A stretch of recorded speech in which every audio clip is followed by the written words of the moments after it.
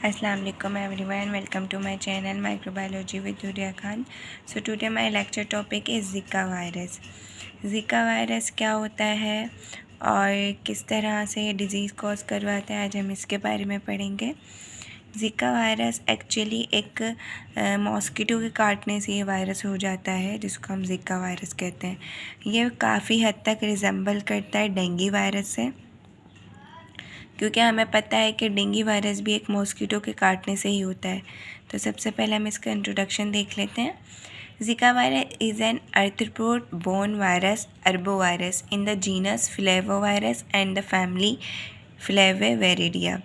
ये जो वायरस है, ये एक आर्थ्रोपोड बोर्न वायरस है, मतलब कि ये कीड़े मकोड़ों आप समझ लो, जैसे कि मच्छर, तो उनमें से ये वायरस जो है वो आया है। Zika virus infection in humans वर सोरोडिक या स्पोरोडिक, ठीक है। स्पोरोडिक मतलब वो होता है कि स्पाइडर, जैसे कि मच्छर भी स्पाइडर टाइप उसके डंग होते हैं ना, तो वो वायरस वैसा जो कि इन्फेक्शन करता है ह्यूमंस के अंदर। Zika virus is usually transmitted by mosquito Aedes aegypti and Aedes albopictus.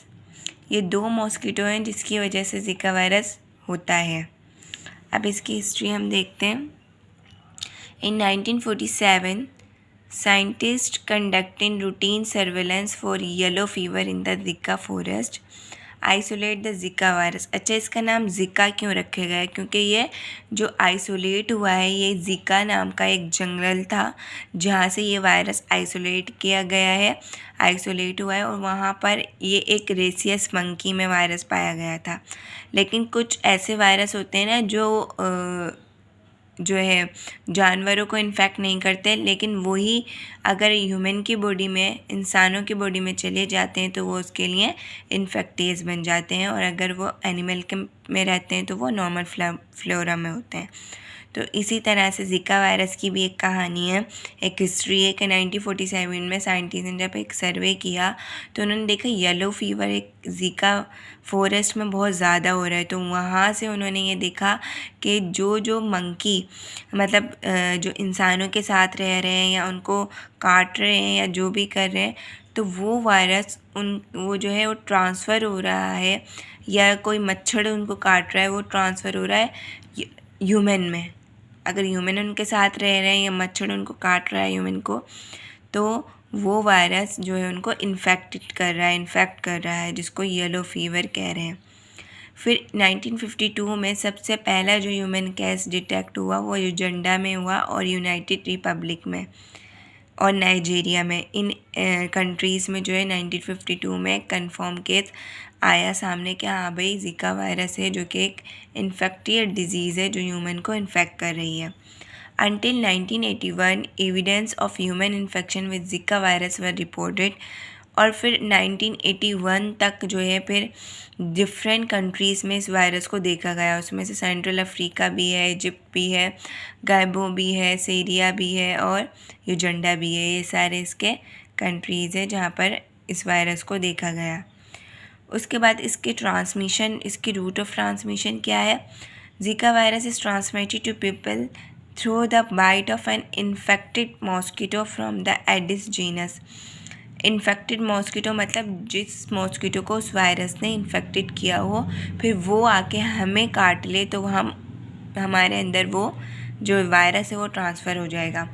Mainly Aedes aegypti in tropical regions which usually bite during the morning and late afternoon evening hours. जैसे dengue virus का हमें पता है कि ज़्यादातर वो किस time पे देखा गया है, 8 से 9 के दरमियान जो है मॉर्निंग टाइम में, ठीक है, या फिर आफ्टरनून या इवनिंग, यानी कि या फिर शाम का 5 से 6 बजे या ऐसी शाम की टाइमिंग में जो है ये मच्छर काटने के ज़्यादा चांसेस होते हैं, इन मच्छरों के होने के ज़्यादा चांसेस होते हैं। तो उस टाइम भी हमें खुद को इनसे बचाना चाहिए। Sexual transmission of Zika virus भी हो सकती है, लेकिन ये कोई रिपोर्टेड अभी तक हुई नहीं है, लेकिन इससे भी ट्रांसमिट हो सकता है ये। और पॉसिबिलिटी है कि ज़िका वायरस जो है वो मदर से फीटस में भी ट्रांसफ़र होता है। तभी जो है माइक्रोफिलाई एक कंडीशन है जिसकी वजह से ये वायरस के मदर टू फीटस ट्रांसफ़र होने से हो जाती है। अब ये देखें, इस पिक्चर में दिखा रहे हैं कि ये फर्स्ट नंबर जहाँ लिखा हुआ है यहाँ पर क्या है, इसको मच्छर ने काटा हुआ है।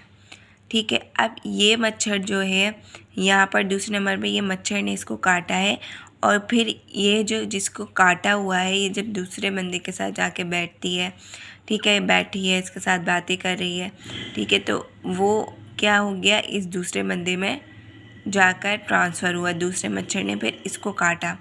फिर ये काटने के बाद एक से दूसरे और तीसरे से चौथे में ये ट्रांसफ़र काटते गए, मतलब बहुत सारे मच्छरों में ये गया, और फिर इस मच्छर ने दोबारा एक लेडी को काटा। तो ये इस तरह से एक साइकिल पूरी चल रही है। इस तरह यहाँ पर अगर ये मदर टू फीटस भी यहाँ से ट्रांसफ़र हो सकता है, सेक्सुअल ट्रांसमिशन भी हो सकती है, या ब्लड ट्रांसफ्यूजन के थ्रू भी हो सकता है। इसकी एपिडेमोलॉजी अगर हम देखें तो ये ग्रुप 4 जो है पॉजिटिव सिंगल आरएनए वायरस है, और ये कौन सी फैमिली, फ्लेवोविरिडिया से ये जो है ड्राइव किया गया है। इसका जीनस है फ्लेवोवायरस, स्पीशी है जिका वायरस, और रिजर्वर इसका एडिस मॉस्किटो है। अब एडिस में उसकी कोई सी भी इजिप्टी भी हो सकती है, दूसरी टाइप भी हो सकती है। इसका इंक्यूबेशन पीरियड होता है 2 से 7 दिन, या फिर उससे ज़्यादा हफ्ते भी हो सकते हैं, वीक्स भी हो सकते हैं। इसके साइन और सिम्टम क्या होते हैं, कुछ तो ऐसे होते हैं जो एसिम्टोमेटिक होते हैं, और कुछ ऐसे होते हैं। मोस्ट कॉमन सिम्टम्स कौन कौन से होते हैं इनमें, फीवर हो जाना जिसको येलो फीवर्स कह रहे थे, जॉइंट पेन, कंजक्टिविटी यानी कि आइज़ में इन्फ्लेमेशन हो जाना, दर्द होना, रेड हो जाना इसका, मसल्स पेन होना, हेडेक होना, ये सारे इसके सिम्टम्स हैं। ये देखें, हेडेक, पाइल स्किन रशिस होना, फीवर होना, मसल्स पेन होना, डायरिया होना, रेड आइस यानी कंजक्टिविटी जो मैं बता रही हूँ, ये सारे इसके कपल ऑफ सिम्टम्स हैं। अब आगे देखते हैं ट्रीटमेंट इसका इसकी कोई वैक्सीन नहीं है, ठीक है। मेडिकेशंस हो सकती हैं। ट्रीट द सिम्टम्स को देखते हुए हम इस बीमारी को ट्रीट करते हैं। गेट प्लेंटी ऑफ रेस्ट, उसमें आपको प्लेंटी ऑफ रेस्ट की ज़रूरत होती है। Drink fluids to prevent dehydration, ज़्यादा से ज़्यादा पानी पीना है, डिहाइड्रेटेड रखना है अपनी बॉडी को, जूसेस पीना है, पानी पीना है, उससे हाइड्रेटेड रहेगी तो डिहाइड्रेशन से बच जाएंगे। मेडिसिन्स लेनी है जो कि इस बुखार वगैरह को या पेन वगैरह को रिलीव दे, ताकि जो है वायरस से जल्दी रिकवरी हो जा सके। कॉम्प्लिकेशंस इसमें क्या होती है, कॉन्जेनिटल माइक्रोफिले या फिर गोलन बैरे सिंड्रोम, ये दोनों ये इस कंडीशन के नाम है। इसमें क्या है, जो बेबी नॉर्मल ऐसा होता है उसका हेड, लेकिन अगर वो इन्फेक्टेड होगा इस वायरस से तो उसका साइज़ जो होगा हेड का वो ऐसा हो जाएगा। ये एक न्यूरोलॉजिकल कंडीशन होती है, न्यूरोलॉजिकल कंडीशन जिसमें जो है ब्रेन का साइज़, जो ब्रेन को इन्फेक्ट करता है ये वायरस, और जिसकी वजह से जो ब्रेन का साइज़ होता है वो हेड का साइज़ छोटा हो जाता है, जिसमें देखने में भी मसला होता है, समझने में भी मसला होता है उस बेबी को जो इस वायरस से इन्फेक्टेड होता है। इस तरह से baby with microcephaly, baby with typical head size, ये नॉर्मल हेड है लेकिन ये जिसको माइक्रोफ्लाई कंडीशन होगी। प्रिवेंशन इसकी क्या है, मॉस्किटो बाइट से बचना है, सेक्स से बचना है, लॉन्ग स्लीव्स शर्ट्स पहननी है, लॉन्ग ट्राउज़र्स पहनने हैं ताकि वो मच्छर को काटने की जगह ना मिले, स्लीपिंग और रेस्टिंग स्ट्रीम्ड और एयर कंडीशन रूम्स यूज़ करने जहाँ मच्छर नहीं हो, या सोते वक्त जो है मच्छरों की जाली वगैरह या मच्छरों का जो स्प्रे होता है उसको यूज़ करना है। इस तरह से ये डिज़ीज़ होती है। ये काटा इसको प्रेग्नेंट वूमेन को, और गया foetus, mother to foetus transfer हुआ, और ब्रेन जो है वो सिक हो गया, इन्फेक्टेड हो गया, नॉर्मल ऐसा था ब्रेन, इन्फेक्टेड ये हुआ, और इसके बाद माइक्रोफ्लाई कंडीशन हो जाती है। सिम्टम्स ये मैं ऑलरेडी बता चुकी हूँ, ठीक है। अब इसकी जो अपडेट्स हमें मिलती हैं ज़िका वायरस के। रिसेंटली जो ज़्यादा केसेस इसके देखे गए ब्राज़ील में अपने और अमेरिकन कंट्रीज़ में देखे गए, जिनमें बच्चों को ऐसी बीमारियां हो रही हैं क्योंकि वहाँ पर सेक्चुअल रिलेशनशिप ज़्यादा होते हैं। इस वजह से भी एक बीमारी की वजह ये भी हो सकती है। बाकी ट्रॉपिकल एरियाज़ की वजह से भी हो सकता है। माइक्रोफिलाई कंडीशन तो होगी, जाहिर सी बात है। अगर उस किसी वुमेन को हो रही है और प्रेग्नेंट है तो वो मदर टू फीटस ट्रांसफ़र हो जाती है। लैब डायग्नोसिस के कौन कौन सी होती हैं? ज़िका वायरस की PCR करवा सकते हैं, उसमें अगर पॉजिटिव होगा तो 3 से 5 दिन में पता लग जाएगा। तो इसमें हम जो RNA है वो एक्सट्रैक्ट करते हैं इसका, वायरस का। या ब्लड के सैंपल से भी आइसोलेट किया जा सकता है इसको एंटीबॉडीज टेस्ट करके। इस तरह भी इससे को किया जा सकता है आफ्टर वीक के बाद। ठीक है, ये सारे रेफरेंसेस हैं।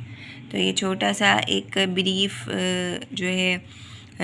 था डिटेल थोड़ी सी ज़िका वायरस की। आई होप आपको समझ आएगा। If you any confusion any question please you can ask me in my comment section box. Thanks for watching. अल्लाह हाफ़िज़।